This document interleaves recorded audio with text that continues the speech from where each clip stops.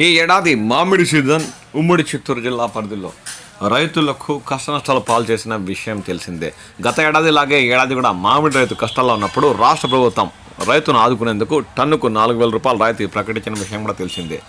రాయితీ రైతులకు ఎప్పుడు అందుతాయి, ఇంకా ఎంత మాత్రం ఉమ్మడి చిత్తూరు జిల్లాలో మామిడి సీజన్ కొనసాగుతుంది అన్న విషయంపై చిత్తూరు జిల్లా కలెక్టర్ సుమిత్ కుమార్ ఆధ్వర్యంలో ప్రత్యేక ఉద్యాన శాఖ అధికారుల సమావేశం నిర్వహించారు. ఈ సందర్భంగా ఆయన వారితో మాట్లాడుతూ ఈ ఏడాది మామిడి సాగు చేసిన ప్రతి రైతు వివరాలు క్షేత్రస్థాయిలో పరిశీలించి అర్హులైన వారందరికీ ప్రభుత్వ సబ్సిడీ అందేలా చూడాలని ఆయన పేర్కొన్నారు.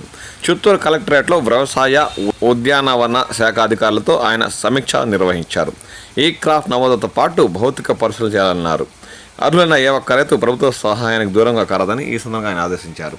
ఈ విషయాన్ని ఉద్యాన శాఖ అధికారులు గుర్తించి ప్రతి ఒక్క మామిడి రైతుకు ఏడాది రాష్ట్ర ప్రభుత్వం అందించే టన్నుకు 4,000 రూపాయల రాయితీ అందేలా చూడాలని ఈ సందర్భంగా ఆయన వారికి సూచించారు.